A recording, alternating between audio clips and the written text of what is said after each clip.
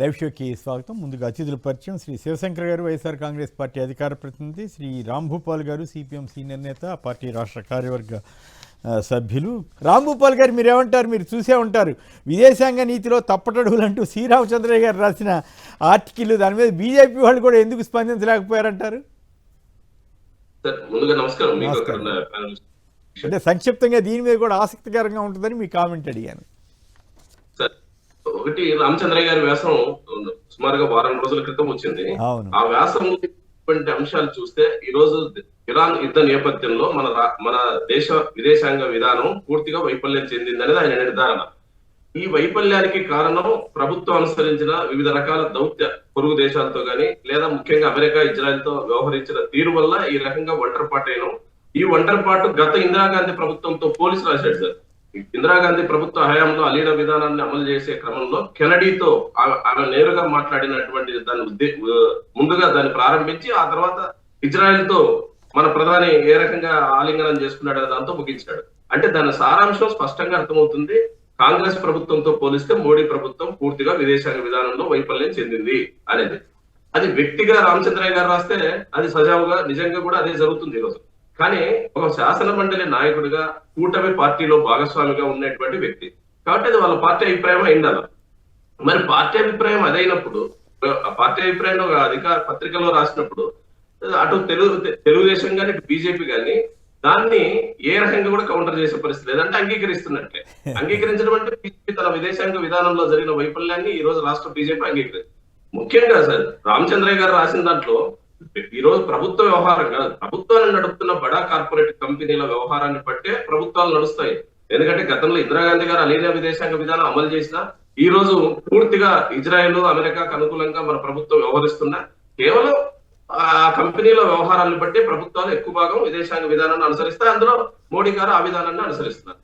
దాన్ని రామచంద్రయ్య గారు మరో రూపంలో చెప్పాడు, బీజేపీ నాయకుడికి ఆపాదించారు. కాదు కదా, కాదు. ఓ పక్కేమో అది మోడీ గారు అద్భుతం అని ప్రచారం చేస్తూ చంద్రబాబు గారు కానీ, లోకేష్ గారు కానీ, పవన్ కళ్యాణ్ గారు కానీ చేస్తుంటే ఆయన పార్టీ ఎమ్మెల్సీ ఈ రకంగా రాయటం, దాని మీద బీజేపీ వాళ్ళు అసలు స్పందించకపోవటం. మరి మాధవ్ గారు ఏం చేస్తున్నారు? ఒక లక్ష్మీపతి రాజా మాత్రం ఇదేనా మీ వైఖరి అనేది గట్టిగా వ్యాఖ్యానించారని విన్నాను.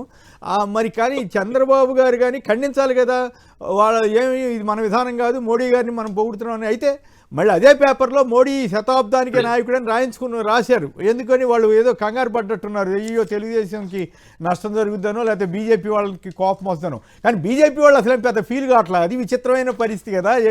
ఏపీకి సంబంధించి వాళ్ళు ఖండించాలి కదా. ఓకే, లేదు యాక్సెప్ట్ అని చేయండి, తప్పేం కాదు. అది ఆ పాయింట్ మీద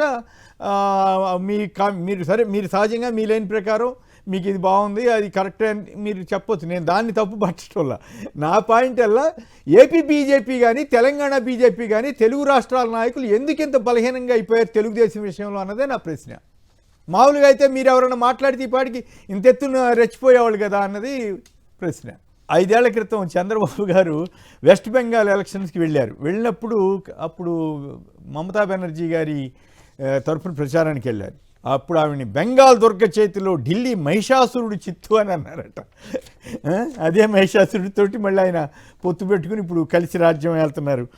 వేల మంది మోడీలు దండెత్తిన దీదీని ఏమీ చేయలేరు, పశ్చిమ బెంగాల్ ఎన్నికల ప్రచార సభలో చంద్రబాబు గారు. ఇలాంటివి చూస్తే భలే సరదాగా ఉంటాయి. ఆందోళన వద్దు, అందుబాటులోకి మరో 24,000 టన్నుల ఎల్పీజీ, పైప్ గ్యాస్ నెట్వర్క్ పెంచేలా చర్యలు, గ్యాస్ సరఫరాపై సీఎం చంద్రబాబు సమీక్ష. ఇక మైలవరం పాఠశాలలో లోకేష్ ఆకస్మిక తనిఖీ, మంచి పని చేశారు. 20 లక్షల ఉద్యోగాల కల్పనే లక్ష్యం, మధ్యాహ్నం భోజనం తిని పరిశీలించిన మంత్రి అంటూ వార్తనిచ్చారు. శివశంకర్ గారు సంక్షిప్తంగా చెప్పండి. లోకేష్ గారు చేసింది మంచి పనే, దాంట్లో ఏమి నాకైతే అభ్యంతరం లేదు. కానీ ఆ సందర్భంలో టీచర్ల డిసిప్లిన్ గురించి నేర్పారని, అట్లాగే అంతకుముందు రోజు రోసయ్య గారు తనకి తాత ఆయన చూస్తూ పెరిగామని, ఇవన్నీ చాలా జాగ్రత్తగా ఆయన వ్యక్తిత్వాన్ని పెంచుకునే ప్రయత్నం చేయటం ఆసక్తికరంగానే ఉంది కదా. ఒకటి సార్, మీకు అదేవిధంగా సాక్షి పెద్దలకి, వీక్షకులకి నమస్తే. ముందుగా ఈ ఆంధ్రజ్యోతిలో వచ్చినటువంటి ఆ సంపాదకీయం గురించి కొద్దిగా మాట్లాడారు. ఎందుకంటే చాలా ఆసక్తికరమైనటువంటి విషయము. ఇందులో చదివాను, ఇందాక నేను మొన్న చదివాను, ఖచ్చితంగా డిబేట్ లో రాలేదనుకున్నాను. ఆయన రాసిన విధానం ఏంటంటే, ఇది రామచంద్రయ్య అనేటువంటి వ్యక్తి పక్క చంద్రబాబుకి అమితమైనటువంటి భక్తుడు. అదేవిధంగా ఆంధ్రజ్యోతి పత్రిక కూడాను చంద్రబాబు నాయుడు గారికి అమితంగా ప్రయోజనాలు, ఏ ఆర్టికల్ రాసినా కూడా, చిన్న లైన్ రాసినా కూడాను చంద్రబాబు ప్రయోజనాలు చేకూర్చే విధంగా ఉంటాయి. ఈ రోజు ఒక ఆర్టికల్లో తన యొక్క ఎమ్మెల్సీ చేత ఈ ఆర్టికల్ ప్రింట్ అయ్యేది సంపాదకీయం అంటే కనుక కంపల్సరీ మేనేజింగ్ ఎడిటోరియల్ దగ్గర నుంచి అందరు కూడా చూసుకునే సంపాదకీయం అని వేస్తుందని అందరికీ తెలుసు. సంపాదకీయం అనకూడదు మిత్రమా, సంపాదకీయం కాదు, ఇది ఒక వ్యాసం. సంపాదక పేజీలో సంపాదక పేజీలో వ్యాసం అంటే ఆ వ్యాసం ముద్రించినటువంటి ప్లేస్ సంపాదకీయం దగ్గర పెట్టారు. కాబట్టి ఈ వ్యాసంలో ఎలా రాశారంటే సార్, ఇందిరాగాంధీ గారిని, జవహర్లాల్ నెహ్రూ గారిని, వాజ్పేయి గారిని అమాంతం పొగుడుతూ ఈ విదేశీ విధానం ఇప్పుడు ప్రస్తుతం చెత్తగా ఉంది. ఆ పదాలు చూడండి, బోల్డ్ లెటర్స్ తో రాసినట్టు. నెల రోజుల నుంచి రష్యా చమురు కొనుగోలు చేసుకోవడానికి 4 రోజుల పాటు అమెరికా అధ్యక్షుడు డొనాల్డ్ ట్రంప్ అనుమతి ఇవ్వడం జరిగింది. దాని గురించి అధికార పార్టీకి చెందిన వారు నోరు మెదకపోవడము సిగ్గుచేటు. బోల్డ్ లెటర్ లో అంటే నరేంద్ర మోదీ గారిని డైరెక్ట్ గా ఇలా సుప్రయోజనాలు చేకూర్చలేదనే ఉద్దేశంతో తన యొక్క అనుచరుల భుజం మీద గన్ను పెట్టి, రామచంద్రయ్య గారు తన ఎమ్మెల్సీ భుజం మీద గన్ను పెట్టి ఆ ట్రిగ్గర్ ని తన యొక్క ఆ అనుకూల పత్రిక చేత పేల్చినాడని చెప్పి క్లియర్ కట్ గా తెలుస్తా ఉంది. ఎందుకంటే ఇది ఆషామాషి వ్యవహారం కాదు. అంత పెద్ద పదాల చేత ఒకవేళ బాగలేదని రాసినా పర్వాలేదు. ఇందిరాగాంధీ గారిని అమాంతం పొగడ్డం అనేటువంటిది, వాజ్పేయి గారిని పొగడతాం అనేటువంటిది అప్పట్లో ఇంకా ఆయన రాసిన వ్యాసం అంటే సార్ ఆశ్చర్యకరంగా అప్పట్లో పేదరికం ఉండేది, సమాజంలో అసమతలు ఉండేది. ఆ టైంలోనే విదేశాంగ విధానము పవర్ఫుల్ గా చేశారు. ఈ రోజు ఈయన చేతగాని వ్యక్తి సిగ్గుచేట అనేటువంటి రాశారంటే ఖచ్చితంగా చంద్రబాబు నాయుడు గారు ఒక పక్కా ప్రణాళికతో భవిష్యత్తులో తన అవసరాలు తీర్చకపోతే నరేంద్ర మోదీ గారి మీద ఏకదాటిగా 2018 సంవత్సరంలో బయటకు వచ్చి ఎలా తిట్టామో అంతకు భిన్నంగా మిన్ని చేసినటువంటిది ఈరోజు ట్రయల్స్. ఇది ట్రయల్స్ గా మనం భావించాలి. నాకైతే డౌట్, అంత ధైర్యం ఇప్పుడు చంద్రబాబు గారికి ఉందా అనేది నాకు సందేహం. ఎందుకంటే ఆయన మాట్లాడుతున్న తీరు ధైర్యం లేదు కాబట్టే తన ఎమ్మెల్సీల చేత తన యొక్క పత్రిక అనుకూల పత్రిక భుజం మీద గన్ను పెట్టాడు, లేకపోతే డైరెక్ట్ పిలిచేవాడు కదా. ధైర్యం లేదు కాబట్టి రాశాడు. లేకపోతే మీరు అన్నట్టు సార్, దీంట్లో పొరపాట్లు ఏదైనా ఒకవేళ బీజేపీకి ఆగ్రహం వ్యక్తం చేసినా, లేదా బండి సంజయ్ లాంటి అవతల చంద్రబాబు గారికి చీమ చుట్టుకోమంటే ఈ పక్క మొత్తం అంతా కూడా గలగల పురంధరేశ్వరి గారు అందరూ లేస్తారే. తమ నాయకుల్ని ఇలా ఆంధ్రజ్యోతి పత్రికలో రాస్తే, ఎమ్మెల్సీ రామచంద్ర రాస్తే వాళ్ళని విమర్శించుకోకుండా ఊరుకుంటారా? అంటే వీళ్ళందరూ కూడా ఆంధ్రప్రదేశ్ లో పురంధరేశ్వరి గారు మాట్లాడితే తెలుగుదేశానికి మద్దతుగా మాట్లాడుతుంటారు కదా, ఆవిడ బీజేపీ అయినా కూడా. మరి ఈ విషయంలో ఎందుకు మాట్లాడలేదు? రామచంద్రయ్య గారు ఇంత తీవ్రమైనటువంటి వ్యాసం రాస్తే. అట్లాగే ఇక్కడ 8 కిషన్ రెడ్డి ఉన్నారు, అక్కడ శ్రీనివాస్ వర్మ ఉన్నారు, ఇక్కడ బండి సంజయ్, 3 మంత్రులు ఉన్నారు, కేంద్ర మంత్రులు. వాళ్ళు కూడా పెదవిప్పలా, పైగా అంతే మన పార్టీలే, మన వాళ్ళే, మన పత్రికే అన్నట్టుగా వదిలేశారా ఏంటి అని నాకు డౌట్. అంటే వాళ్ళ దృష్టిలో కూడా సార్ ఆంధ్రజ్యోతి పత్రికలో వచ్చింది, అదే విధంగా రామచంద్ర లాంటి వాళ్ళతో రాయించారు తన ఎమ్మెల్సీ తన శిష్యులతో. అంటే ఖచ్చితంగా చంద్రబాబు మాట ఉంటది కాబట్టి మనం ఎందుకులో గెలుక్కోవడము, చంద్రబాబు గారికి ఇష్టం లేదా మోదీ గారిని, మనం వీళ్ళ దగ్గర ఉన్నాం కదా, వీళ్ళ మెతుకులు మనం తింటాం కదా, ఏమైతుందో అనేటువంటి ఒక భయమో, లేకపోతే మొహమాటమో, లేకపోతే కనుక ఏదో అంటే దాటవేరు ధోరణి అనేటువంటిది అనుకోవచ్చు. సో ఇది క్లియర్ కట్ గా నాకున్నటువంటి. అయితే నాకు వచ్చిన డౌట్ ఏంటంటే, ఆ తర్వాత ఈ ఆర్టికల్ వచ్చిన 2 రోజులకి ఈ శతాబ్దం మోడీదే అంటూ కవరప్ చేసే ప్రయత్నం అయితే నాకు కనిపించింది. ఇక్కడ ఏదో ఇబ్బంది వస్తుందని భయపడ్డారో ఏమో కానీ కొంత కవర్ చేసే ప్రయత్నం అయితే చేశారు, మరుసటి ఆయన సొంత ఆర్టికల్ రాసుకుంటూ. గాయం చేసి ఆయింట్మెంట్ రాయడమే కదా సార్, గాయం చేస్తారు, ఆ తెలివితేటలు అయితే బాగానే ఉన్నాయి కదా సార్ బ్రహ్మాండంగా. రైట్. రాంభూపాల్ గారు, ఇందాక మీరు ఫ్రీజ్ అయింది, కంప్లీట్ చేయండి, చెప్పండి.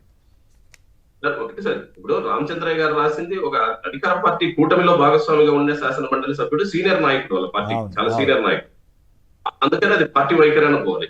రెండోది, ఈ రోజు బీజేపీ వారు మౌనంగా ఉండడం వెనక వారు కూడా అంగీకరించాలా, లేదా లోపాయికారిగా మీరు అటు మేము ఇటు అందరం మాట్లాడుతూ ప్రజల అసంతృప్తిని డైవర్ట్ చేయడానికన్నా అయిందా? మరుసటి రోజు కామెంట్ చాలా ముఖ్యమైనది సార్. మరుసటి సండే ఆర్కే గారు రాసినటువంటి మొత్తం ఆ శీర్షిక అంతా చూస్తే, ఈ శతాబ్దంలో ఈయనకు మించిన నాయకులు లేడు. అట్టిగా మరి వారు బీజేపీ వారు కూడా పొగడనంత చాలా ఎక్కువ స్థాయిలో పొగినాడు. ముందు రోజు ఇది రాయడం ఎందుకు, తర్వాత పొగట్టం ఎందుకు, ఈ మధ్యలో ఏం జరిగింది? 2018 టైంలో అంతకంటే ఘోరంగా వీళ్ళు వ్యాసాలు రాశారు, వ్యాఖ్యలు చేశారు, ఇవన్నీ చేశారు. మళ్ళీ ఇప్పుడు ఇట్లా పొగుడుతున్నారు, అది కదా. అందుకని ఆ వైఖరి ఏదో తెలుగుదేశంలో జరుగుతున్న మళ్ళీ ఫ్రీజ్ అయింది ఊగిసలాట లేదా తెలుగుదేశం కూటమి మధ్యలో ఉండేటువంటి బేరసారా జరుగుతున్న చర్చల అనేది ఆలోచించాల్సిన పరిస్థితి వస్తుంది సార్. Right, okay. శివశంకర్, అసలైన పాత్ర సార్ ఇది సంక్షిప్తంగా చెప్పండి ఈ పాయింట్, మిగతా అంశాల మీద కూడా చాలా వాటి మీద వెళ్ళాలి మనం. ఓకే సార్, ఇది మనము ఇందాక మీరు చెప్పినట్టు ఏదైతే ఆ లోకేష్ మైలవరంలో విజిట్ చేసేసి ఒక సినిమా షూటింగ్ జరిగారు చూడండి. ఎలాంటి అంటే కనుక ఈ మధ్య వీళ్ళకి ఈవెంట్లు బాగా విపరీతమైనటువంటి పిచ్చి పట్టేట్టుంది. ఎక్కడికి వెళ్ళినా కూడా ఒక ఈవెంట్ గా తయారు చేసుకోవడము, ఏదో కింద కూర్చొని తింటున్నాడు, ప్లేట్లో తింటున్నాడు, తన ప్లేట్ తనే గడుక్కున్నాడు. లోకేష్ గారు వెళ్ళి అక్కడ తన ప్లేట్ తనే గడుక్కున్నాడంట. అంటే ఏ విధంగా అయితే గతంలో ఇదే జిల్లాలో ఆ పిల్లలంతా కూడా ఫుడ్ కూడా తినకుండా పడేసేసేసి ఏ విధంగా మచ్చ వచ్చిందో దాన్ని కవర్ చేయడానికి ఇమ్మీడియట్ గా ఒక ప్రధానోపాధ్యాయుడి మీద ఒక అభాండం వేసేసి అతన్ని సస్పెండ్ చేసేసేసి ఈ రోజు వెళ్ళేసి అద్భుతంగా ఉందని చెప్పడానికి కవర్ డ్రైవ్ చేశారే తప్ప చిత్తశుద్ధి అనేటువంటిది లేదు. ఎక్కడ సార్ చాలా వరకు హాస్టల్స్ నిన్న పత్రికల్లో ఎల్లో పత్రికల్లోనే చూసాము, గ్యాస్ లేక వంట వండక హాస్టళ్లలో పిల్లలకి పస్తులు పెడుతున్నారనేటువంటిది, లేదా బయట ఎక్కడో ఏదో తెచ్చుకొని తింటున్నారనేటువంటి వార్తలు కూడా చూసాము. తర్వాత ఈ యొక్క సాంఘిక సంక్షేమ హాస్టల్లో పురుగులు తిని ఎంతమందికి డయేరియాల ద్వారా ఎంతమంది పిల్లలు ఈ పక్క పాడేరు దగ్గర నుంచి తీసుకున్నట్లయితే ఉత్తరాంధ్ర గోదావరి జిల్లాలో రాయలసీమలో ఎన్ని స్కూల్స్ పిల్లలు బాలికల హాస్టళ్లలో వాళ్ళ యొక్క హాస్పిటల్లో చేర్చారు. ఇవన్నీ కూడా కప్పిపించుకోవడానికి ఈ రోజు అద్భుతంగా ఉందంట. టీచర్లకు హితబోధంట. కనీసం అంటే కనుక వాళ్ళకి నాణ్యమైనటువంటి బియ్యము, నాణ్యమైనటువంటి సరఫరా, నాణ్యమైనటువంటి కరెక్ట్ టైంలో వాళ్ళకి ఇచ్చేస్తే వాళ్ళు వండి పెట్టడానికి మానిటరింగ్ వ్యవస్థ ఉంది సార్. ఈ నెల్లినంత మాత్రాన అక్కడ ఏదో అద్భుతంగా ఉన్నాయని కరెక్ట్, వెళ్ళటం తప్పేం కాదు, వెళ్ళటం మంచిదే. ఇప్పుడైనా వెళ్ళినందుకు మనం ఓకే. కానీ ఆసక్తికరమైన అంశాలు ఏంటంటే ఆయన ఎలివేషన్ ఇచ్చుకున్న తీరు బాగుంది. నేను డిసిప్లిన్ అంత ముందు రోజు మంత్రిగా ఆయన బాధ్యత సార్. క్రికెట్ కి వెళ్ళేసి చప్పట్లు కొట్టి టీ షర్ట్ వేసుకొని దాంట్లో మేము తప్పు పడతాం కానీ తిరగవయ్యా స్వామి. ఇంకా ఆ హాస్టల్ ఏదైతే ఉందో ఇమ్మీడియట్ గా నెక్స్ట్ డే పిల్లలు వెళ్ళింటే సరిపోయింది. సారీ, ఆ పిల్లలు ఏదో మొన్న అన్నం అంతా పడేశారు కదా సార్, ఆ రోజు ఇమ్మీడియట్ ఇక్కడే కదా కూతబేట దూరంలోనే ఉండేది. ఆ స్కూల్ కి వెళ్ళేసి ఆ బియ్యం ఏది పడేశారు, ఇది వాంటెడ్ గానీ ఆ అన్నం తీసుకొని తినింటే ఇది బాగుంది కదా అని తిని రుచి చూసి 10 మంది పెద్దలకు పెట్టి జర్నలిస్టులకు పెట్టి అప్పుడు హెడ్ మాస్టర్ సస్పెండ్ చేసేసి ఇలా ఉండాలి, తప్పుడు పనులు చేయకూడదని ఒకవేళ నిజంగా సమాజానికి పంపించేసి అలాంటి చేయాలి కదా సార్. సినిమా షూటింగ్లు, ఎలివేషన్స్, అదే కాక ముందు రోజు మీరు అన్నట్టు రోషయ్య తాతగారు అంట ఆదర్శంగా అంట. రోషయ్య తాతగారు ఈయనకి ఎప్పుడు తాతగారు అయ్యారో, ఈయన ఎప్పుడు అనుకరించారో, వాళ్ళ నాన్నగారు అసెంబ్లీలో రోషయ్య గారిని తిట్లు తిట్టుకోకుండా తిట్టినటువంటి మార్గాలు మనం ఎన్ని చూడలేదు. ఆ రోషయ్య తాతనే కదా ఫైనాన్షియల్ గాని ప్రతిసారి తిట్టుకుంటా ఆయన చనిపోయేంత వరకు వీళ్ళు తిట్టుతా ఉంది వీళ్ళ పార్టీ కూడా. ఆయన ఎప్పుడు తాతయ్య అయ్యారో, ఆయన ఎప్పుడు ఈయన చూశారో, ఎన్టీ రామారావు గారిదల్లా చూస్తుంటే మా తాతగారి చరిత్ర అంటే కలిసి ఆయన మనవాడు అనుకోవచ్చు. ఈయన ఏజ్ ఎంత, ఆయన అన్ని అనుసరిస్తా ఉన్నాడంట. ఏం సరే ఈయన ఎట్లుందంటే కనుక స్వాతంత్రం నేనే తెచ్చిందని వాళ్ళ నాన్నగారు చెప్పినట్టు ఈ మాటలు ఎలివేషన్స్. అబ్బో పెద్దల పట్ల ఎంత గౌరవం ఉంది అని చెప్పి ఒక సినిమా షూటింగ్లు చేసుకుంటూ స్క్రిప్ట్ అంతా కూడా చదువుతూ ఏదో తనకు తాను జనాలు, ఆయన కూడా వాళ్ళ తండ్రి గారు అదే రోజు అంటారు, ఏమంటారు, ఆ నెల్లూరు జిల్లాకి పొట్టి శ్రీరాములు జిల్లాగా పేరు మార్చింది నేనే అంటారు ఆయన గొప్ప ఎలివేషన్స్. ఆయన స్వామి 2006లో జీవో వచ్చింది, రాజశేఖర రెడ్డి గారు ఇచ్చారని పదే చెప్పినా కూడాను జనాలు వాళ్ళ దృష్టిలో గొర్రెల్లేండి వింటారనేటువంటిది. మీరు కూడా చెప్పండి సార్, 2006లో కదా రాజశేఖర రెడ్డి గారు కదా ఇచ్చింది ఆ నెల్లూరు జిల్లాకి, పిఎస్ఆర్ జిల్లాగా, పొట్టి శ్రీరాములు జిల్లాగా 2008లో. మరి ఇప్పుడు ఈయన దాన్ని క్లెయిమ్ చేసుకోవడం అంటే తండ్రి కొడుకులు ఎట్లుందంటే ఒకరి మించి ఒకరు, తాను తక్కువ చేస్తే నేనేం తక్కువ చేసిన నాన్న నీకంటే 4 అడుగులు ఎక్కువ నేను అనేసి ఆ ధోరణి ఉంది ఎలివేషన్స్. రైట్, టీచర్లు డిసిప్లిన్ నేర్పినప్పుడు ఇట్లాంటి రెడ్ బుక్ ఇట్లాంటి అరాచకాలు కూడా చేయకూడదని నేర్పుంటే బాగుండేదేమో. మరి నిజంగా అట్లాంటివి కూడా నేర్చుకోగలిగితే ఇంకా బాగుంటుంది. సంక్షిప్తంగా రాంభూపాల్ గారు మీరు కూడా మాట్లాడతారా? భోజనం వెళ్ళటాన్ని మాత్రం నేను తప్పట్టను, వెళ్ళటం తనిఖీ చేయటం ఆయన బాధ్యత, ఇప్పటికైనా చేసినందుకు సంతోషమే. కానీ ఆ సందర్భంగా ఆయన ఇచ్చుకునే అసలు విషయం కంటే ఆయన తన గురించి తాను చెప్పుకుంటున్న తీరు ఇవన్నీ కూడా ఎంతవరకు ప్రయోజనకరం? సార్ ఒకటి సార్, ఈ గత 42 రోజుల్లో 7 జిల్లాల్లో ఈ హాస్టల్స్ లో ఫుడ్ కల్తీ వల్ల లేదా నాణ్యమైన అంటే ఆయన తెలివిగా కాదు ఇక్కడ తెలివిగా ఆయన తెలివిగా మన ట్వీట్లో తెలివిగా ఏం చేశారంటే ఈ విషయం వరకు ఒక రకంగా చెప్పి అది మంత్రి సవిత గారిది బీసీ సంక్షేమ శాఖ మంత్రి అని తెలివిగా చెప్పి ఆవిడ దృష్టికి తీసుకెళ్తానని ఆయన్ని సకల శాఖల మంత్రి అని అందరూ అంటున్నప్పటికి కూడా ఆయన అవసరమైనప్పుడు ఇట్లా తప్పించుకునే అవకాశం కూడా కానీ వాడుకుంటున్నారు కదా. తర్వాత ఈ హాస్టల్స్ లో ఎక్కువ భాగం డయోరియాకు లేదా అనారోగ్యానికి గురైన హాస్టల్స్ ఎక్కువ భాగం గిరిజన ప్రాంతాల్లో ఉన్నాయి. ఆ తర్వాత చూస్తే కనపడుతున్నది ఏంటంటే ఎయిమ్స్ హాస్పిటల్లో ఉన్నటువంటి ఎయిమ్స్ కాలేజీలో ఉన్నటువంటి పిల్లలు కూడా డయోరియాకు గురైనారు సార్, మెడికల్ కాలేజ్ స్టూడెంట్స్. ఇవన్నిటికి కారణం ఏమిటి? వాళ్ళందరూ చెప్తున్నది ఏమంటే మాకు రావాల్సిన నాణ్యమైన ఫుడ్కు సంబంధించిన మెటీరియల్ రావడంలో కానీ లేదా అక్కడ నిర్వహించడానికి అవసరమైనటువంటి వాటర్ మంచినీళ్ళు సప్లై చేయడంలో కానీ చాలా రకాలుగా ఫెయిల్యూర్ అవుతుంది. అందుకని స్టోరేజ్ లో ఉన్నటువంటి వాటర్ ని వాడడం లేదా పంపింగ్ సక్రమంగా లేకపోవడం, మెయింటెనెన్స్ సంబంధించిన సిబ్బంది సక్రమంగా దానికి తగ్గట్టు సంఖ్య లేకపోవడం వల్ల ఈ సమస్యలన్నీ వస్తున్నాయి. ఇప్పటికైనా మీరు అన్నట్టుగా లోకేష్ గారు అక్కడ పోయి పరిశీలించడం అనేది సమస్య పరిష్కరించాలా. ఏదో ఒక హాస్టల్ సంబంధించిన సమస్య కాదు, మొత్తం అన్ని శాఖలకు సంబంధించి ఎస్సీ ఎస్టీ వెల్ఫేర్ కావచ్చు, బీసీ వెల్ఫేర్ కావచ్చు, అదేవిధంగా ప్రభుత్వం నడుపుతున్న యూనివర్సిటీల్లో ఉన్నటువంటి అనేక హాస్టళ్ల పరిస్థితి చాలా దుర్భరంగా ఉంది. ఈ హాస్టల్స్ ఆరోగ్యాన్ని కాపాడాల్సిన బాధ్యత ప్రభుత్వం. రైట్. ఇక ఎమ్మెల్యే ఆది మనిషిని ఆయన చెప్పిందే చేస్తా. జమ్మలగమ్మడుగు కౌన్సిల్లో కమిషనర్ వెంకట్రామిరెడ్డి వీరంగం. టెండర్ల రద్దుపై నిలదీసిన కౌన్సిలర్పై రొసరొస. బ్రహ్మాండంగా ఉంది, రెడ్ బుక్ తగ్గట్టుగానే ఉందన్నమాట అధికారుల తీరు కూడా. రైట్. ఇక మరో అంశంలోకి వెళ్దాం. ఖజానాను కొల్లగొట్టు సొంత సంస్థకు దోచిపెట్టు, నారావారి హెరిటేజ్కు భారీ నజరానా అంటూ 35 ఉద్యోగాల కల్పనకు 50 ఖజానా నుంచి 59 కోట్ల రాయితీ. మొత్తం మీద మొన్న 100 కోట్లు అన్నారు, రకరకాల రూపాల్లో ఇవన్నీ వచ్చినాయి. మరి రాంభూపాల్ గారు చెప్పండి. ఇంకోవైపు వర్మగారి సంస్థకి 3.4 ఎకరాలు ప్రజాశక్తి వాళ్ళు ప్రముఖంగా ఇచ్చారు. 3.4 ఎకరాలు కేటాయింపు, పర్యాటక పాలసీకి అనుగుణంగా రాయితీల కల్పన, ఆయన్ని తృప్తిపరిచేందుకేనా అని ఇట్లా ఈ రకంగా జరుగుతున్న తీరు కూటమి పాలనలో చంద్రబాబు గారు తన సొంత కంపెనీకి ఈ రకంగా ఇచ్చుకోవటం మీద విమర్శలు వస్తున్నాయి. ఆయన కూడా టక్క క్యాబినెట్ అయిన మరుసటి రోజు జీవో ఇచ్చేసినట్టున్నారు 2-3 రోజుల్లోపు. వర్మగారి సంస్థకు కూడా 3 ఎకరాలు ఇచ్చారండి. దీంతో ఆయన సంతృప్తి చెందినట్టయినా వాళ్ళిద్దరూ, వాళ్ళకి ఆయన వర్మగారు కూడా తగ్గినట్టేనేక వేరే పదవి అడగరా? సార్, వర్మ గారు మొన్న జనసేన పార్టీ మీటింగ్ ప్రభుత్వ సమావేశంలో చంద్రబాబు నాయుడు గారు ఫోటో పెట్టలేదని అలిగిపోయిన విషయం మనందరం వార్తలు చూసాం. ఆయన చంద్రబాబు నాయుడు గారి మీద ఉన్న విధేయతకు అది నిదర్శనం అయిపోవచ్చు. కానీ ఈ వెంటనే మరుసటి రోజు జరిగిన కేబినెట్ సమావేశం, ఆ తర్వాత మరుసటి రోజే టూరిజం శాఖ ఇచ్చిన జీవో చూస్తే 3.4 ఎకరాలు వర్మ గారు సొంత convention hall sir, star hotel 5 star hotel కడతారు, హాల్ కడతారు. దానికోసం 3.4 ఎకరాల స్థలాన్ని ఇచ్చినట్టుగా ఈరోజు జీవో వచ్చింది. అంతకు ముందు మనం లోకేష్ గారిని ఒక విషయం గుర్తు చేసుకోవాలి. ఆయన 99 పైసలకే ఎకరా ఇస్తే తప్పేమిటి, ఏమి ఇవ్వకూడదా అని దబాయించడం, ఎదురు దాడి చేసినట్టు. దాని మీద అన్ని ప్రతిపక్షాలు కావచ్చు, అదేవిధంగా సామాజిక మాధ్యమాల్లో కూడా తీవ్రమైన విమర్శలు వచ్చినాయి. ఆ తర్వాత మాట్లాడడం మానేసినారు ఆ 99 పైసల్ని.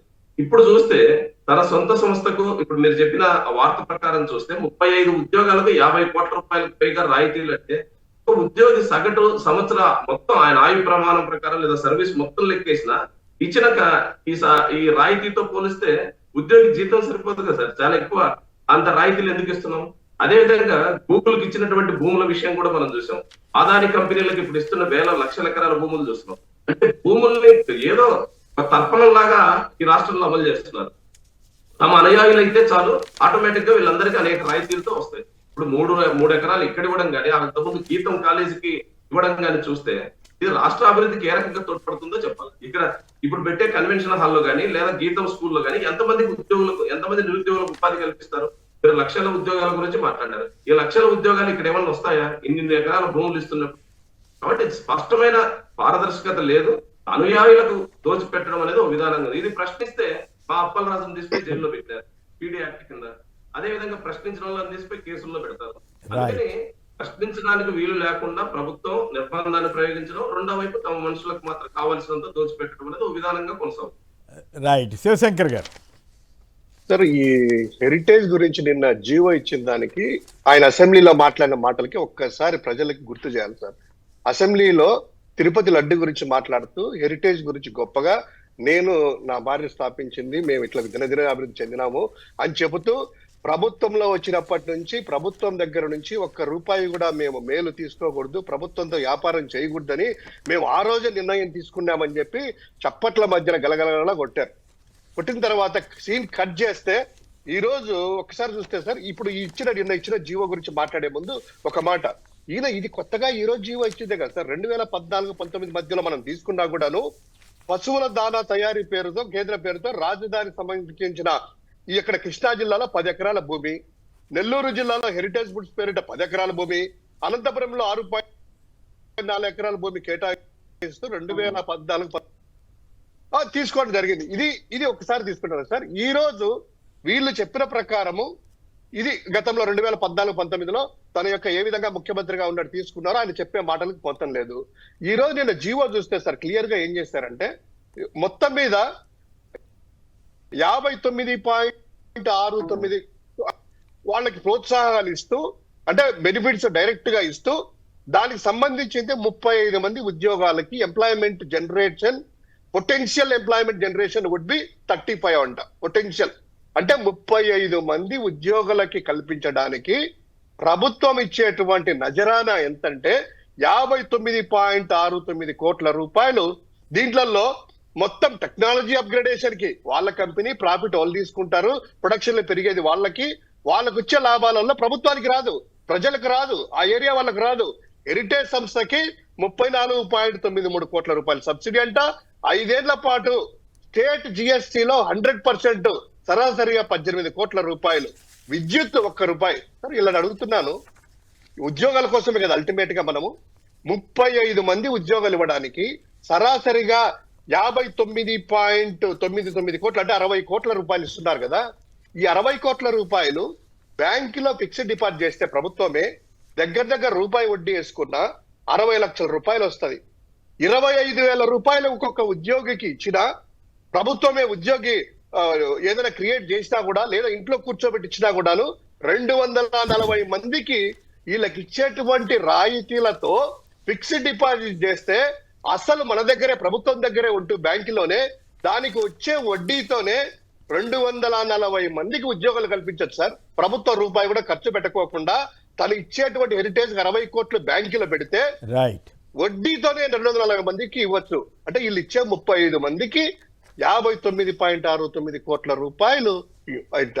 ఎక్కడన్నా కూడా ప్రపంచంలో ఇంత ఘోరంగా 99 పైసలకి ఏ విధంగా ఇచ్చారో ఇండైరెక్ట్ గా ఇది దోచుకోవడమే. ఇక రెండవది వర్మ గారికి సంబంధించింది, ఆయన 100 కోట్ల పెట్టుబడి పెడతా అంట సార్, 300 ఉద్యోగాలట. 100 కోట్ల పెట్టుబడికి ఏమి ఇస్తున్నారు తెలుసా? రాయితీలు 3.5 ఎకరా భూమి అంట. సార్ తాజ్ హోటల్ ఎక్కడ కడతారు? ప్రైమ్ ప్లేస్ లోనే కదా, ఎక్కడో ఎడారులో తీసుకొని 5 లక్షలు 10 లక్షల భూములు ఇంటి దగ్గర ఉండదు కదా. ప్రైమ్ ఏరియాలోనో ఏపీఐసిసి లాంటి భూములు ఇస్తారు కదా ఏపీ టూరిజం కి. 3.5 ఎకరా కాస్ట్ ఎంత సార్? ఆవరేజ్ గా 5 కోట్లు వేసుకున్నా కూడాను వీళ్ళు పెట్టే 100 కోట్ల పెట్టుబడికి వీళ్ళు ఇచ్చేటువంటి భూమి 20 నుంచి 30 నుంచి 35% భూమి ఫ్రీగా, తర్వాత ఎస్జిఎస్టీ అంట, తర్వాత ఇది అట, 10 కోట్ల రూపాయలు మళ్ళీ పెట్టుబడి ప్రోత్సాహము అంట. ఏంటి సార్ ఇది? ప్రభుత్వం ఏం చేస్తా ఉంది? రియల్ ఎస్టేట్ వ్యాపారం చేస్తా ఉందా? లేకపోతే అట్లాగే పవన్ కళ్యాణ్ గారు ఏదో అడ్డం పడుతున్నారని కదా ఆయనకి ఎమ్మెల్సీ పదవి రాకుండా, మరి ఈ మాత్రం సంతృప్తి పరచాలి కదా అని అనుకోవచ్చు కదా. అదే స్వప్రయోజనాల కోసము రాజకీయ ప్రయోజనాల కోసము ఆంధ్రప్రదేశ్ ప్రభుత్వాన్ని, ప్రభుత్వ ఖజానాని తన సొంత ప్రయోజనాల కోసము ఏదైతే తన యొక్క బంధువులకి 5,000 కోట్ల రూపాయలు గీతంస్ లో లోకేష్ కోబ్రదర్ కి ఇచ్చిన ఆ యొక్క ఘటన మరొక ముందే ఇమ్మీడియట్ గా హెరిటేజ్ కి, ఇమ్మీడియట్ గా ఎస్వీఎన్ కి. ఈ రోజు రాష్ట్రంలో ఏం జరుగుతుంది సార్? ఇళ్ళకి ప్రజలు మ్యాండేట్ ఇచ్చింది సూపర్ 6 ఎగరగొట్టి అప్పులు చేసి తిని ప్రభుత్వ భూములు దోచుకోవడానికే ప్రజలు మ్యాండేట్ ఇచ్చింది. ఓకే, హేమాద్రిరావు గారు విజయవాడ నుంచి. హేమాద్రి గారు నమస్కారం, మాట్లాడండి. సంక్షేమ. గుడ్ మార్నింగ్ సార్ అందరికి. నమస్కారం, మాట్లాడండి. మనం ఏదైనా ఒక అచీవ్మెంట్ జరిగినా ఏదైనా ఒక తప్పు వ్యవహారం జరిగినా ఫస్ట్ వ్యక్తికి విగ్రహం పెట్టాలి సార్. అలాగే ఫస్ట్ మోడీ గారి గవర్నమెంట్ అర్థం కాలేదు, జాగ్రత్త మాట్లాడండి. అర్థం కాలేదు, ఏమంటారు? అది కాదు సార్, ఎవరన్నా మంచి పని చేసినా చెడ్డ పని చేసినా వాళ్ళు గుర్తుగా ఫస్ట్ టైం చేసిన వాళ్ళకి గుర్తుగా ఒక విగ్రహం పెట్టాలి సార్. అట్లాగే చెడ్డ పని చేసిన వాళ్ళకి ఎట్లా పెడతారు? మోడీ గారి గవర్నమెంట్ లో ఎంపీ డ్రగ్స్ తో పాటు పట్టుబడ్డాడని ఆయన విగ్రహం పెట్టాలి సార్ మొట్టమొదటిసారిగా. అదే స్వాగతం పలుకుతూ ఏదో అబ్బాయి నేను తప్పు చేయలేదని చెప్పి ఫ్లెక్సీలు వెలిసాయంట నిన్న పార్లమెంట్ లో విగ్రహం పెట్టాలి సార్. పార్లమెంట్ విచిత్రం ఏంటంటే ఎవరు బీజేపీ వాళ్ళు రియాక్ట్ అవ్వట్లేదు, జనసేన వాళ్ళు రియాక్ట్ అవ్వట్లేదు, ఎవరు రియాక్ట్ అవ్వట్లేదు, కాంగ్రెస్ వాళ్ళు కూడా రియాక్ట్ అవ్వట్లేదు. అది విచిత్రమైన పరిస్థితి. ఇదంతా అన్ని పార్టీలు ఎక్సెప్ట్ వైసీపీ తప్ప ఇంకెవరు రియాక్ట్ అయిన వాళ్ళే కనపట్లేదు పెద్దగా. ఇంత పెద్ద సిపిఎం వాళ్ళు రియాక్ట్ అయ్యారనుకుంటా, బహుశా రాంభూపాల్ గారు చేయిస్తున్నారు. ఓకే, ఆ ఇష్యూలోకి మళ్ళీ వెళదాం. ఇక చంద్రబాబు, బిఆర్ నాయుడు హైందవ ద్రోహులు అంటూ మహిళలపై దాడులకి పురుగొల్పిన వ్యక్తికి టీటీడీ చైర్మన్గా అనర్హుడు అంటూ మొన్న నిరసనలప్పుడు కొంతమంది వాళ్ళ మీద దాడి చేశారంట, మహిళల మీద. దానికి నిరసనగా నిన్న వీళ్ళంతా కూడా ఆందోళన దిగారు. చంద్రబాబు తిరుమల కొండపై అరాచక శక్తులు ఏళ్తాయని చెప్పి భూమన కరుణాకర్ రెడ్డి గారు మళ్ళీ ధ్వజమెత్తారు. వేద ఘోష వినిపించాల్సిన చోట రౌడీల బూత్ పంచాంగం అంటూ ఆయన పాపం ఆవేదన వ్యక్తం చేశారు.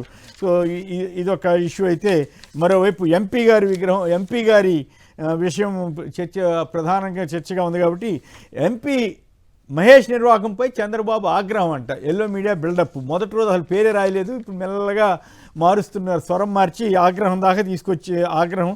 డ్రగ్ కేసులో బిగుస్తున్న ఉచ్చు. 7 నిందితుల్ని విచారించిన పోలీసులు.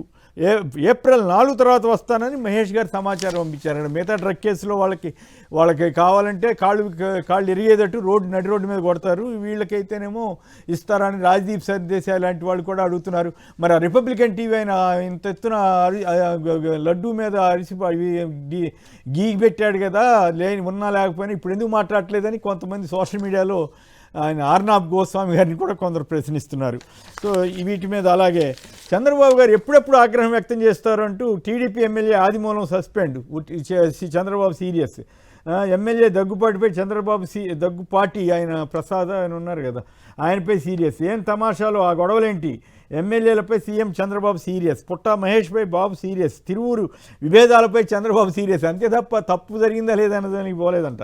సింహాచలం ఘటనపై సీరియస్. తిరుపతి ఘటనపై సీరియస్. టీటీడీ అధికారులపై సీఎం సీరియస్.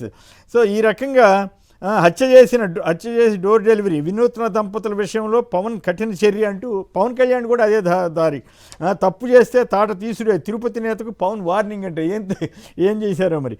సో వామ్మో పవన్ సీరియస్ అంటూ వ్యంగ్య వ్యాఖ్యానాలు చేస్తూ 500 సార్లు ఈయన చంద్రబాబు సీరియస్ అయి ఉంటాడు ఈ 650 రోజుల్లోని నిన్న ఒక తెలుగుదేశం మద్దతుదారుడే ఆసక్తికరమైన వ్యాఖ్య చేశారు. సో ఓవరాల్గా చూసినప్పుడు ఇప్పుడు ఈ సిట్ వేయటం కానీ ఇవన్నీ కూడా నిజంగా దర్యాప్తును ముందుకు తీసుకెళ్తాయా, లేదు ఆల్రెడీ మహేష్ గారి తరఫున కొందరు అబ్బాయి ఆయన ఏమీ చేయలేదు, అసలు బ్లడ్ శాంపులే తీయలేదు, ఇట్లా కుట్ర జరుగుతుందని కొందరు ప్రచారం చేస్తున్నారు. సో రాంభూపాల్ గారు ఓవరాల్గా ఈ ఇష్యూలో ఏదో చంద్రబాబు గారు నిజంగానే సీరియస్గా, ఆయన నిజంగా ఇంతవరకు వచ్చిన ఆరోపణలు వచ్చిన వాళ్ళ మీద ఎవరి మీద చర్య తీసుకోగలిగారా? ఆ మాటకు వస్తే తిరువూరు ఎమ్మెల్యే డైరెక్ట్గా విజయవాడ ఎంపీ మీద చేశారు, ఇట్లా చాలా వచ్చినాయి కదా. సో ఈ పరిణామాలపైన ఆంధ్రప్రదేశ్ వైఖరి ఏ రకంగా, ఆంధ్రప్రదేశ్ ప్రభుత్వ వైఖరి అనండి లేదా పార్టీ వైఖరి, టీడీపీ వైఖరి, వీటి మీద మీ విశ్లేషణ ఏమిటి? సీరియస్ అనేది సీరియల్ గా కొనసాగకూడదు. సీరియస్ అంటే ప్రతి సమస్య చోట పరిష్కారం కావాలి. సీరియస్ యొక్క ఉద్దేశం నాయకుడు సీరియస్ అయినాడంటే పరిష్కారం కావాలి. పరిష్కారం కాకుండా అది ఒక సీరియల్ లాగా కొనసాగితే ఇవి రిపిటేషన్ అవుతాయి. రెండోది పుట్టా మహేష్ గారిది చాలా సీరియస్ విషయం సార్. ఎందుకంటే మన ఆంధ్ర రాష్ట్రంలో ఇప్పటి వరకు నేరుగా ఒక ప్రజాప్రతినిధి ఈ రకమైన డ్రగ్స్ కేసులో పట్టుబట్టడం అనేది మొదటిసారి. అందులో ఆయన పార్లమెంట్ సభ్యుడు. రెండోది అధికార కూటమికి సంబంధించిన పార్టీ నాయకుడు. రెండో వైపు ప్రభుత్వం ఏదైతే మనం మొదటి నుంచి సిపిఎం గా చెప్తున్నామో, ఈ పెద్దలు అధికార పార్టీలకు సంబంధించిన రాజకీయ నాయకులకు సంబంధించిన పెద్దల ఆశీస్సులు లేకుండా డ్రగ్స్ అనేది ఇంత విస్తృతంగా వ్యాపించడం లేదు అని చెప్పి మొదటి నుంచి అంటున్నాం. ఇప్పుడు దానికి ప్రత్యక్ష నిదర్శనం అది. ఆయన నేరుగా దాంట్లో పాల్గొనడం అనేది ప్రత్యక్ష నిదర్శనం. ఇట్లాంటప్పుడు ప్రభుత్వం ఏం చేయాలా? తక్షణం ఆయన పార్టీ నుండి వెళ్లేలా, అదేవిధంగా పార్లమెంట్ సభ్యత్వాన్ని రద్దు చేయించమని చెప్పి ప్రభుత్వం రెఫర్ చేయాలి.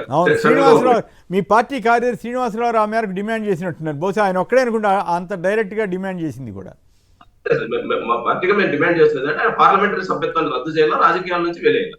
కానీ ఈ రోజు వరకు ప్రభుత్వం స్పందన చూస్తే ఏదో నోటీస్ ఇచ్చి విచారణ చేస్తాం. విచారణ చేయడానికి ఏముంది సార్? ఇక్కడ పబ్లిక్ గా నేరుగా దొరికినాడు. బ్లడ్ శాంపిల్ లో అథారిటేటివ్ గా అధికారులు ప్రకటిస్తున్నారు. అధికారులే మన రాష్ట్రంలో లేదా నీకు సరిపోయిన రాష్ట్రం అధికారులేం కాదు కదా, పోలీసు వ్యవస్థలో భాగంగా చేసిన అధికారులు వారు ఇచ్చిన రిపోర్ట్ ప్రకారం చర్య తీసుకోవాలి. రెండోది, ఇప్పుడు పవన్ కళ్యాణ్ గారు నిన్న కాకుండా ఈ పిల్లల దగ్గరికి పోయి అన్ని ఆయన విజిట్ చేసి వచ్చాడు సార్ వాళ్ళ నియోజకవర్గంలో. అక్కడ కూడా మాట్లాడినాడు, డ్రగ్స్ నేను వెంటనే అరికడతాం, డ్రగ్స్ వ్యవహారాల్లో తేలుస్తాం, తాట తీస్తామని. పుట్ట మహేష్ గారి గురించి ఒక మాట మాట్లాడలేదు. ఆయన మర్చిపోయినాడా, లేదు ఈ వార్త చదవలేదా, చదివినా కావాలనే పట్టించుకోవడం లేదా అర్థం కాదు.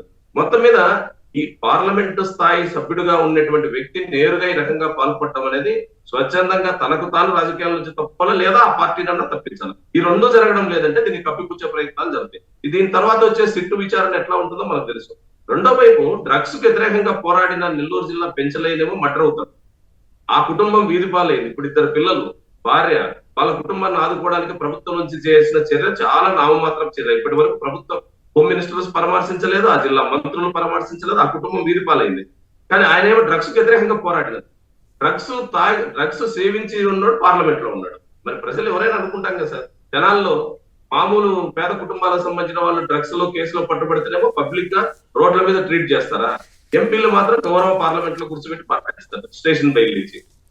కాబట్టి డ్రగ్స్ నియంత్రించాలనేది నిజంగా ప్రభుత్వం చెప్పేది నిజమో కావాలంటే తక్షణం ఈయన మీద రాజకీయ చర్య తీసుకోవాలి. అన్ని రాజకీయ పార్టీలు కూడా, మా రాజకీయ పార్టీల్లో ఇట్లాంటి డ్రగ్స్ మాఫియాలకు సంబంధించిన వాళ్ళు కానీ వ్యాపారులను కానీ మేము రాజకీయాల నుంచి మా పార్టీల నుంచి బహిష్కరిస్తున్నాము అని చెప్పేసి పార్టీలు స్వచ్ఛందంగా ప్రకటించి కఠినంగా దానికి కట్టుబడితే తప్ప ఈ డ్రగ్స్ నియంత్రించలేదు సార్. లేకపోతే ఆంధ్ర రాష్ట్రం డ్రగ్ ఆంధ్రప్రదేశ్ గా మారే పరిస్థితి చాలా తీవ్రంగా ముందుకు వస్తుంది. ముఖ్యంగా యూత్. ఈరోజు సాక్షి ఎడిటోరియల్ రాసింది, 11 నుంచి 17 సంవత్సరాల మధ్య డ్రగ్స్ సేవిస్తున్న వారి సంఖ్య ఆంధ్ర రాష్ట్రంలో గణనీయంగా పెరుగుతుందని వాళ్ళు లెక్కలు కూడా రాసినారు.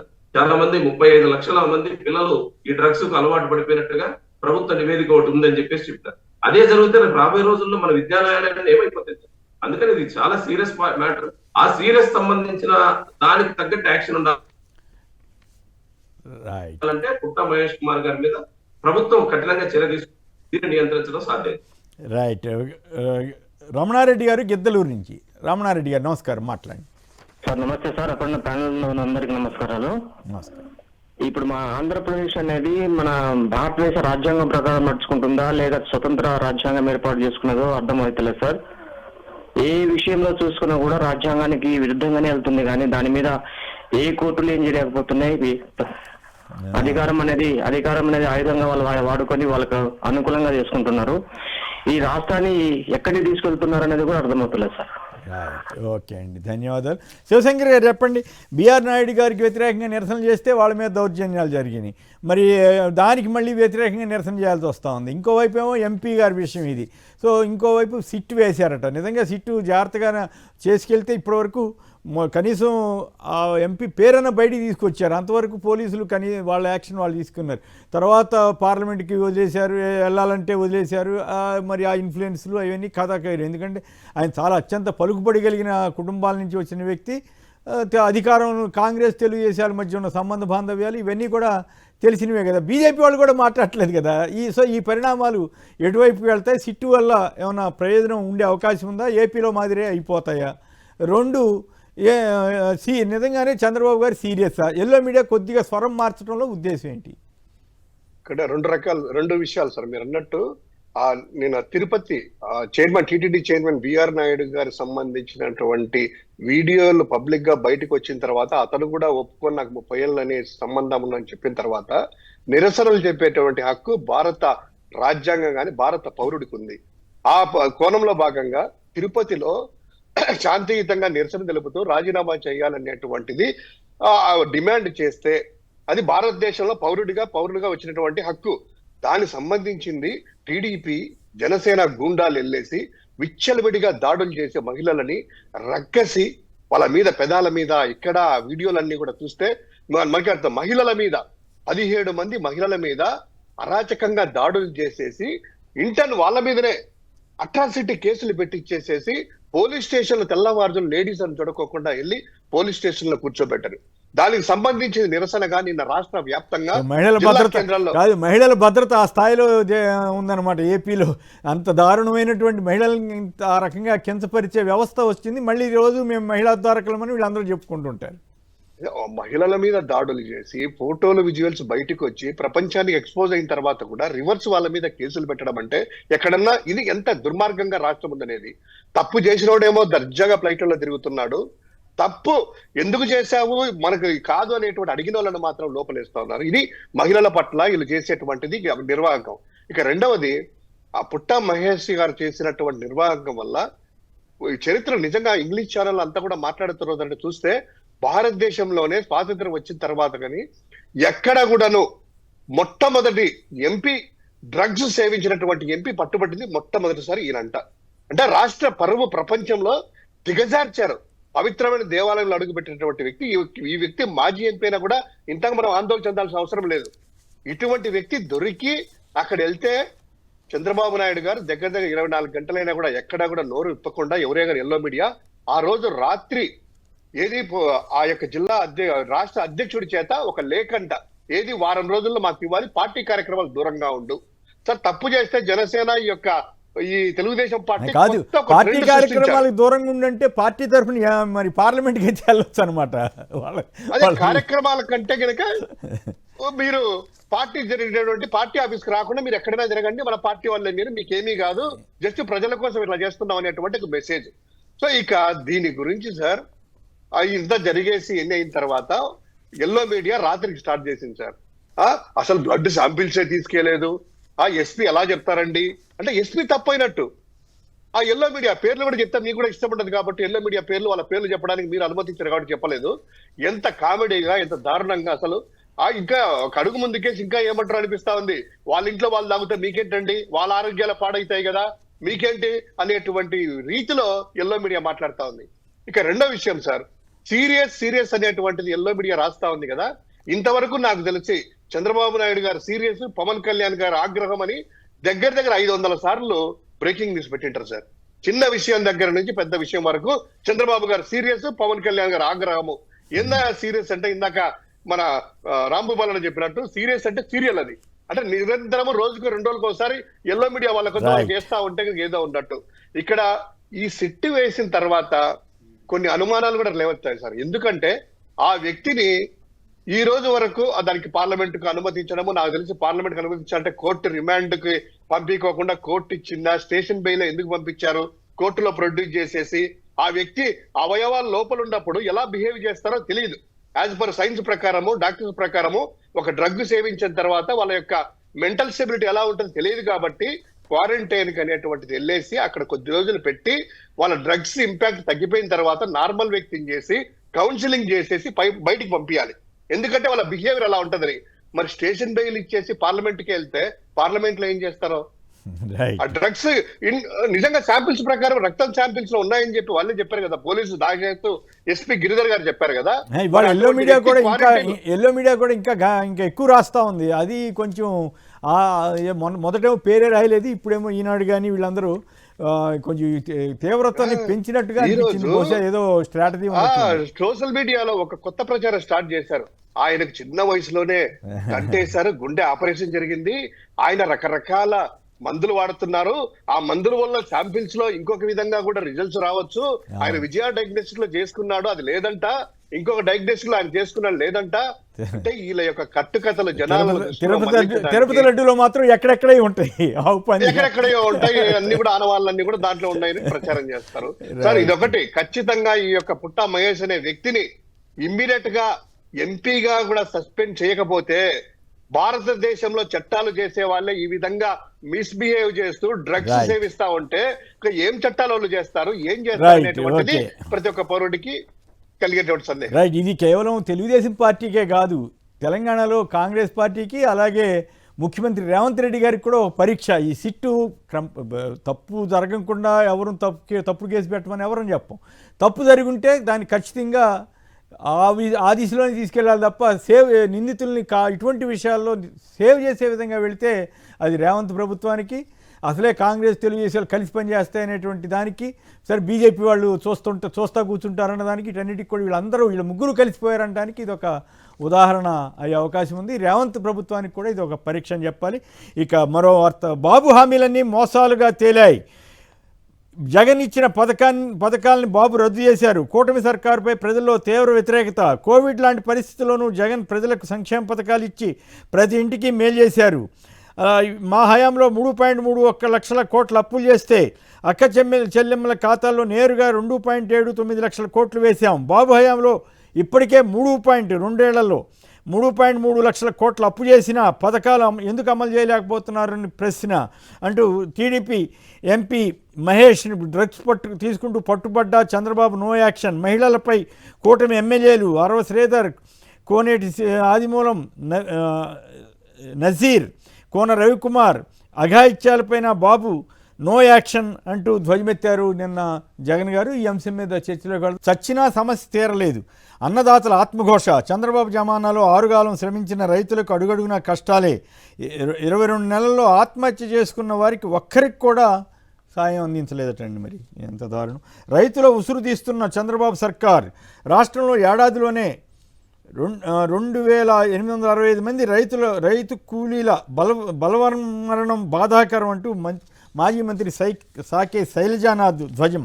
పోర్టుకు సర్కారు పోర్టు నత్తనడక సాగుతున్న మచిలీపట్నం పోర్టు అట. అలాగే మళ్ళీ థర్మల్ కేంద్రాలకు యుద్ధగండం వస్తోందట, బొగ్గు సమస్య ఏర్పడుతూ. అలాగే మంజూరు చేయాల్సిన 4 నేషనల్ హైవే ప్రాజెక్టులు కేంద్రం కొర్రీ వేసిందంట ఏపీకి సంబంధించి. మత్తు పార్టీ కథ ఏంటి అంటూ ఇంకొక వార్తనిచ్చారు ఎల్లో మీడియా వారు. తర్వాత ఇక సంతల్లో కూడా సిండికేట్లట. పండుగ వచ్చింది నేడు రేపు వరుస కానుకలంటూ ఎల్లో మీడియా బిల్డప్ అన్నీ ఇచ్చేస్తున్నట్టుగా పిక్చర్ ఇవ్వటం. ఎమ్మెల్యే ఫిర్యాదు ఆధారంగా చంద్రబాబుపై క్రిమినల్ కేసా అని గౌరవ హైకోర్టు వారు ప్రశ్నించారట. అలాగే వరల్డ్ క్లాస్ కన్వెన్షన్ సెంటర్ బెదవాడ నడిబొడ్డున అంబేద్కర్ స్మృతివనంలో రెడీ అంటూ ఆంధ్రజ్యోతి వాళ్ళు ఇచ్చారు. ఇది ఒక ఆసక్తికరమైన విషయమే. ఎందుకంటే అసలు ఆ వనాన్నే పట్టించుకొని ప్రభుత్వం ఇప్పుడు ఆ వరల్డ్ క్లాసు కన్వెన్షన్ సెంటర్ని జగన్ గారు తీసుకొచ్చినటువంటి కన్వెన్షన్ సెంటర్ని వీళ్ళే ఇచ్చినట్టుగా ప్రొజెక్ట్ చేసుకోవడానికా లేకపోతే ఏంటి అనేది ముందు రోజుల్లో చూద్దాం. ముందుగా రాంభూపాల్ గారు మీరు చెప్పండి, జగన్ గారు నిన్న చేసిన ప్రసంగం కానీ సరే పార్టీ పరంగా కొంత, ప్రభుత్వ వైఫల్యాలను కొంత, వీటన్నిటి మీద మీ విశ్లేషణ ఏమిటి? ఒకటి, సంక్షేమ పథకాలు తగ్గినాయి గత ప్రభుత్వంతో పోలిస్తే అనేది ప్రాక్టికల్ గా కనపడుతున్న సార్. అదేవిధంగా ఈ ప్రభుత్వం అధికారంలోకి రావడానికి కీలకమైన సూపర్ 6 లో కొన్ని అమలైనాయి, కీలకమైనవి ఇంకా. ఇక వాయిస్ కట్ అవుతుందండి, నెట్వర్క్ శివశంకర్ గారు. శివశంకర్